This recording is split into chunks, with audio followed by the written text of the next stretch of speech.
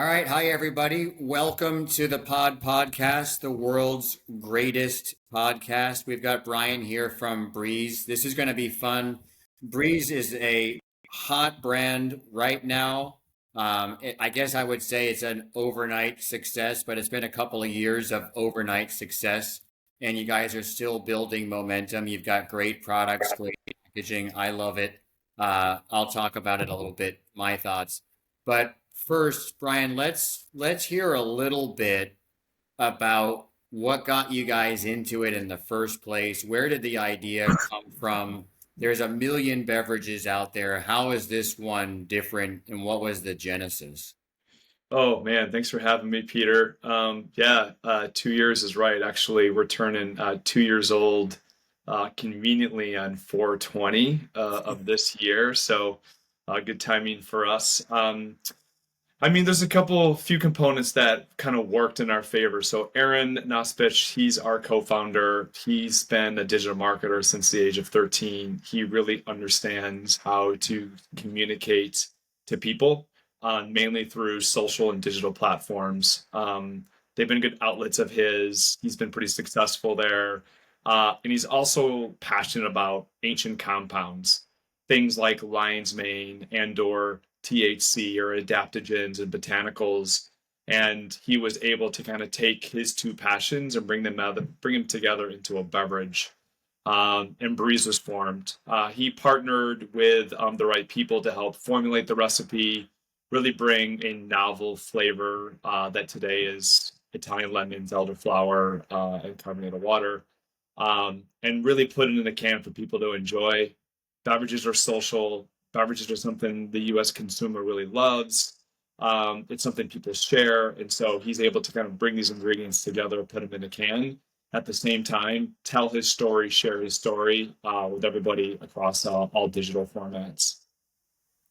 So it's interesting, like what's really interesting to me is that the flavor profile of the product, agnostic of the health benefits, it's really different.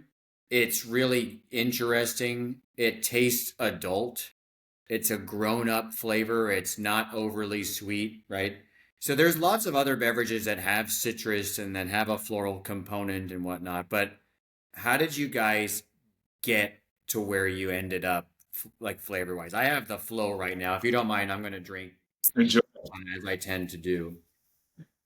You can have the flow today, then maybe have the infuse tonight. Yeah, I mean, it's great. It's just I don't like things that are too sweet. It's 35 calories. It's got Italian lemon. I mean, I've been to Italy. It does taste like Italian lemon. It doesn't taste Amazing. like lemon. It tastes like real lemons. Totally. So where does that come from? How do you guys execute on that? Well, as you know, we have Flow's close cousin in our social tonic that contains THC and CBD. And lion's mane, they're very bitter components. And we wanted to create that desired effect of that social, uplifting, euphoric feeling, but we needed to find a flavor profile that complements them. And so our formulator, Travis, he's our head of product, kind of put it together, really is able to kind of craft these unique style beverages to mimic how people want to feel. And so we wanted something vibrant, something a bit bitey, something that could be well balanced, and we wanted to naturally sweeten with agave. And we came up with this sort of Italian lemons and elderflower kind of mix that really works. And man, I've been in the beverage business for over 20 years, and I tell people all the time, I'm pretty overwhelmed at how many people just love our flavor. They love the taste. They think it's refreshing. It doesn't get exhausting, doesn't get overwhelm the palate. And there's so many amazing flavors to choose from that I think this one is still surprising and delighting people because it's not a flavor that they're familiar with. And we just want to lean into it, make sure people continue to experience us. It's I think it's unfamiliar in a great way, right? Like, because there's the individual components are pretty familiar, but I've had a lot of elderflower beverages that are just overwhelmingly floral and really cloying. And there's a lot of lemon citrus beverages that are one dimensional. And I think some of it is just the proportions, the quality of what you're doing, but there is an alchemy to it, right? And I think it's one thing to say, okay, here's five hero ingredients that we want in our beverage. Go co-manufacture or go make this because these are hot ingredients. And it's another thing to actually formulate something that is going to have long-term resonance with people. Most people aren't going to know why they like it. They're just going to know that they like it, right? And that's what you guys have pulled off with that. Yeah, I think that's right. I mean, so both this blend you have here, Flow, and then our infused blend, I mean, we do our own proprietary emulsions. We do it all in-house. And most other companies uses somebody else's IP, and those RP, they're great. The way we sort of formulate is we take this ancient compound. In this instance, you have lion's mane, you have cacao. We believe are one of the only, or if the only, carbonated beverages that actually is bringing cacao, kind of get that theobromine effect, that sort of uplifting stimulant. It has black seed oil, black cumin seed, excuse me, and L-theanine. Um, but we break the particle size down smaller than most beverages, and that particle size allows it to kind of enter the bloodstream faster. You kind of get that effect faster. Onset is faster, and also offset's faster. So you feel it, it's measured, it's uplifting, it's euphoric, and that's what Yeah. people want. These, Feel it. I've only been on for 6 minutes and I already feel it. yeah. I really do. Yeah. Uh, and they're expensive. I mean, consumers have lots of options throughout their day, and caffeine has been predominantly the method of choice. And we know that there are other amazing compounds that can have provide a similar effect. And so we're really proud of this formulation, and we're proud that people like you get to experience it and get to enjoy it. So the product quality is fundamental, right? If it's not good, people aren't going to buy it more than once. But you guys have also been very successful in the all important first purchase, right? The trial. No matter how good it tastes, it doesn't help you if people don't taste it. So you figured out, I think, a winning packaging design. It stands out on the shelf. It's got that iridescence to it. That's a winner in and of itself. But you talked about digital marketing without giving away your trade secrets. What have been some of the unlocks that you've had over the past year and a half to start scaling this? How do you get people to try the product in the first place without spending a zillion dollars of ad spend? I mean, that's a good question. You get on platforms and you find locations where they're spending their time. Meta, Google, TikTok, Snapchat, they've all been terrific partners of ours. They're spending time there. They want to be surprised and delighted. They want to explore.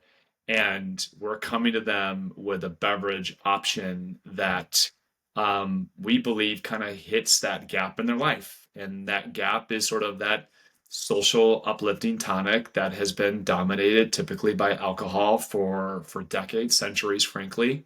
And also takes this novel item like THC and CBD, which has really been consumed one way for a long time, and we formulate and put in a beverage. And then you take that same approach, and in everybody's really busy world, you continue to find where they're at, and you continue to disrupt, and you continue to reinforce the message, and you keep reminding them that it's BRĒZ, and you keep bringing BRĒZ to where they're going to shop, or where they're spending time on games, or where they're basically sort of just exploring all these platforms. And when you continue to do it, you start to realize you're creating something that is now unfamiliar until familiar. And then you fast forward in today, 40% of the people who buy BRĒZ buy it again. A third of our business is on subscription. That just reinforces people enjoy the flavor, they enjoy the effect, and they're willing to come back. And this is all in digital. And I was brought in to kind of really help the retail expansion. And I'm coming up in my first year, June. It was 97% of our business was all in e-com, 3% was retail. We're not even a year out. We just closed March, and 25% of our business is now retail now. So we're finding places where the consumers live and bringing them that beverage in the local communities because people want optionality, people want to explore, and we want to make sure that they can find BRĒZ at the local convenience or local stores, just like they can find it online. And the thing about retail, and we say this to a lot of brands, but more than 40% of all retail purchases are impulse buys, right? So, and I have a retail background. I saw it firsthand for years in the stores. People are coming in and they're inspired to make purchases on the spot. And that does happen online, but it's easier to happen in real life. And so, there's people that are coming and buying your product with intentionality online. They're raving fans, and there is a virality to that. All of that is fabulous. But there's a missing link if you're only online. And once you're unlocked true omni-channel penetration, now there's a flywheel to it to where, yes, I've seen it online, I've heard about it, it's buzzy, it's cool. I remember seeing that ad, I remember seeing that TikTok about it. And now here it is. Oh, wow, it looks even cooler in real life than I thought it did. Okay, I'm going to buy it. Like that's still something that can only happen in retail, actually. And so there's a beautiful symbiosis there if you can nail it, and it sounds like you are. Yeah, I mean, that's just it. So, you take sort of our product and our message that people are typically seeing for the first time in digitally, and then you walk into a retail store, and there are so many amazing products, beautiful packages, um, big shelves, big schematics. It's intimidating to the consumer. What does it taste like? What's the product? What's its value proposition? Why do people choose what they choose? And so, but there's familiarity in BRĒZ. They see friends drinking it, they see friends sharing it, they see us at events, they see us on their local ads. And so once they finally find it in store, they're realizing that, hey, for the first time, I can pick it up. And then once that happens, that's on us really to reinforce that repeat purchase. And so, today we're making over 30,000 deliveries a month to consumers' homes. You fast forward that for a retailer that can then bring that same product and put it in their store and give that same customer the same experience just to the local community, where while they're there, they can grab other things in that store to take home with them. Ultimately, the customer and the retailer wins, and frankly, so do we, because now we just are available to more moments of their lives, more locations where they shop at. That's a good way of putting it. More moments of their lives, right? Because people are doing different things at different times of the day. Everybody's got their own situation, and the more touch points you have, the more impressions you have in marketing speak, the more chances you have to sell. And by being in retail, you're getting physical impressions while you're at it, right? So you've definitely, I think, built a product that was designed for this era, right? It's designed for this omni-channel era.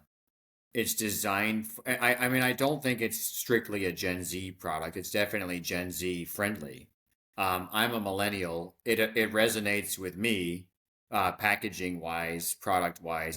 It's got a grown up taste to it that can work across generations, I think.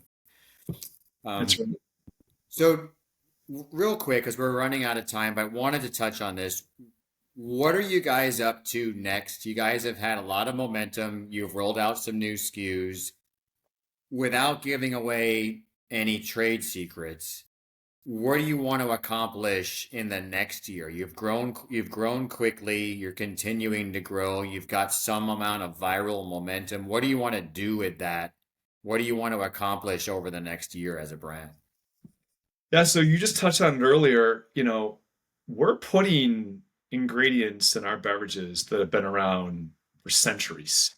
that people are just now discovering, adaptogens, botanicals, THC, right? And lion's mane, things that people are just now discovering that do have an intended effect. And people are looking for other ways to bring health and wellness or specific mood states to help them throughout their day. Um, we believe that social tonic, that social lubricant has been probably the biggest opportunity for a lot of us, just because people have resorted to alcohol, generally speaking, Yep. and people want another way to feel something different. And so we've spent time crafting our beverages, and we recently came out with a cannabis infused spirit that launched last month. We just launched an extra strength for people that want a little more actually this week. So the timing on this has been pretty great. Um, but we think that there's more for us, and it's not just specific to social. So in a couple months, we have some pretty amazing innovation that's going to come out, obviously in beverages that can really hit people's sort of mood state throughout their day, whether they want to relax, whether they need something to be uplifting, whether they need some help with sleep, or they just need some help to kind of get them through their day instead of resorting to those same beverages, same compounds as maybe they can find something unique in BRĒZ crafted with a unique flavor profile the way our lemon elderflower has, and give them to that in a format that they're familiar with, a carbonated beverage. And that's what we're going to do. So we're about 2 months away from some pretty exciting innovation, and I think we're going to make our consumers pretty happy. Well, I'm glad you guys are around. I think the market needs it for as many products as there are in beverage and as a universe. There needs to be evolution. It's not just a me too. It's something that is evolved and different. I think you guys are pulling that off, and I think the world needs it. So, congrats on what you've done so far. Thanks, Good Peter. luck. Good luck on what's next. We'll need it. So we'll see you. We'll need it. Thanks, Peter. All right.